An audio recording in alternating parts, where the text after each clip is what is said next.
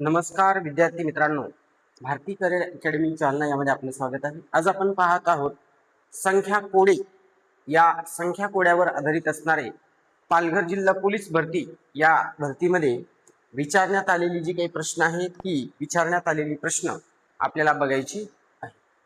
यामध्ये आपण पाहू शकतात की आपल्याला जो काही प्रश्न विचारण्यात आला होता तो अशा पद्धतीने एक बॉक्स दिलेला होता आणि या बॉक्सच्या आधारे हा प्रश्न सोडवायचा होता। यामध्ये तुम्ही सर्वात मोठी संख्या कोण आहे हे जर पाहिलं असतं तर सर्वात मोठी संख्या होती 130। यामध्ये पण इथे सर्वात मोठी संख्या आहे 108, म्हणजे सारख्या ठिकाणी मोठी संख्या आलेली आहे। म्हणून हा प्रश्न सोडत असताना आपल्याला या तीन संख्या ज्या आहेत या तीन संख्येचं लॉजिक या संदर्भामध्ये घेऊन जायचं होतं। तर कशा पद्धतीने सोडलं आहे ते आपण पाहू शकतो। इथं त्यांनी केलं होतं 24 अधिकचा 2 बरोबर 26 आणि ह्या 26 ला खालच्या 5 नंतर गुणलं असतं, याने जर गुणलं तर उत्तर आलं असतं तुमचं 130। अशा पद्धतीनं हा प्रकार त्यांनी घेतलेला आहे।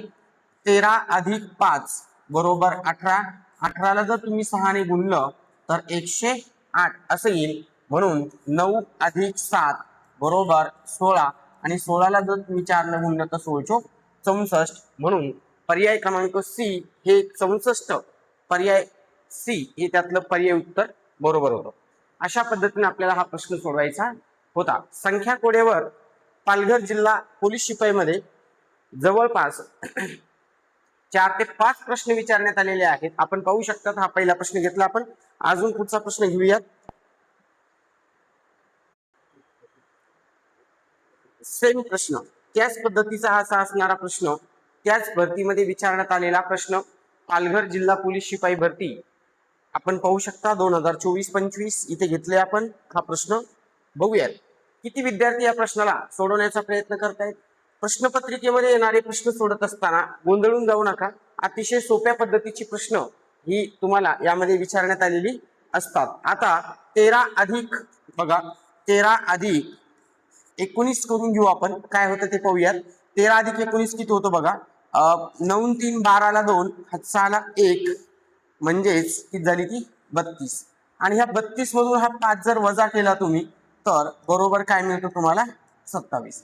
म्हणजेच या दोघांची बेरीज करायची आणि याला वजा करायचं होतं। अशा पद्धतीचं लॉजिक इथे लागतंय। बघूया तिकडं पण लागतंय का तर 43 अधिक 22 3 आणि 2 5 4 आणि 2 6 मायनस 6 बरोबर 59 बसले इथे पण।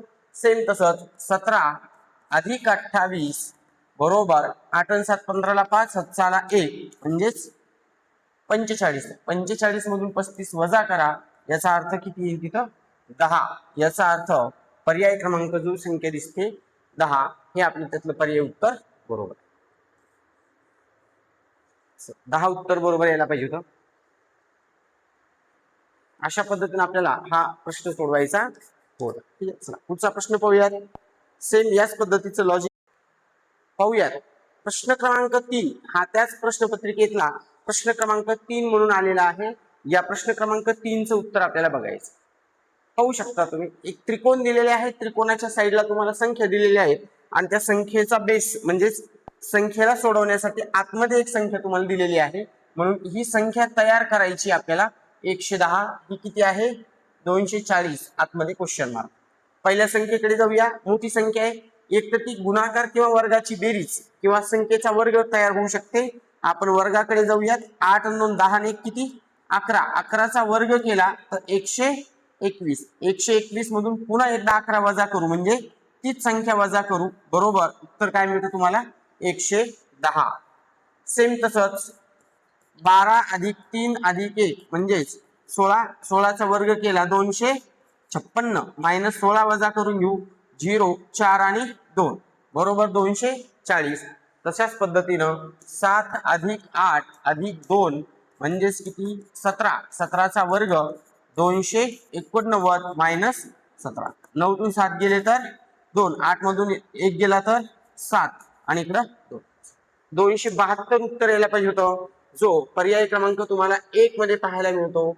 अशा पद्धतीनं या प्रश्नाचं उत्तर आपल्याला काढता येणार होतं। असा हा त्यामधला असणारा तिसरा प्रश्न जो आहे तो आपण बघितलेला आहे. चला पुढील प्रश्न पाहूयात.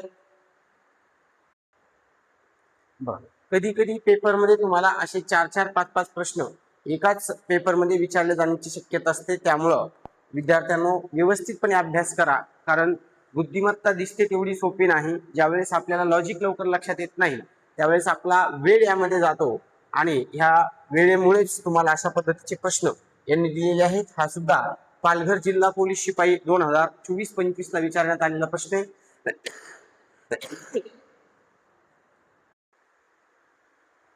अतिशय सोप्या पद्धतीचा प्रश्न होता हा. बघूयात नेमकं कसं सोडवायचं होतं बघा.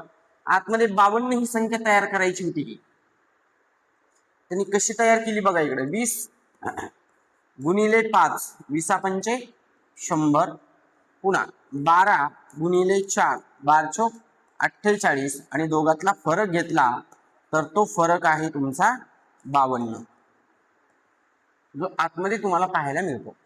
सेम तसंच 13 गुणिले 5 13×5 65 आणि 4 गुणिले 9 9×4 36 दोघांचा जर फरक घेतला तर तो आहे तुमचा 29. ठीक आहे. मग आपल्याला सेम त्याच पद्धतीचं लॉजिक इथे पाहता येईल. 9 गुणिले 8 9×8 72 आणि 7 गुणिले 4 7×4 28 म्हणजेच चला इथं काय होईल बघा. 12तून 8 गेले 4 आणि 6 मधून 2 गेला तर 4. 44 उत्तर यायला पाहिजे होतं. जो पर्याय क्रमांक किती दिसतो तुम्हाला? डी दिसतो. हे त्यातलं पर्याय उत्तर बरोबर आहे. तर हा एक पुढील प्रश्न त्याच भागामध्ये विचारण्यात आलेला होता. अशा पद्धतीचे संख्या कोड्याचे प्रश्न यामध्ये विचारण्यात आलेले आहेत. चला बघूयात प्रश्न. हा एक याच प्रश्नपत्रिकेमध्ये असणारा शेवटचा प्रश्न जो या संख्या कोडेवरून विचारण्यात आलेला आहे.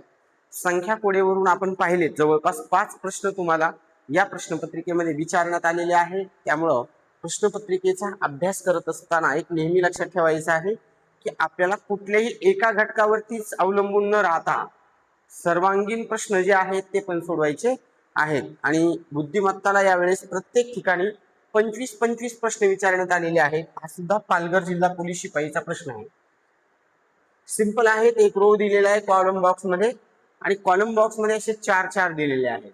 प्रत्येक संख्या ही पर्टिक्युलर आहे. ही वर्ग संख्या आहे, ही पण वर्ग संख्या आहे, ही पण वर्ग संख्या आहे. म्हणजे वर्ग संख्येचं लॉजिक किती असणार आहे.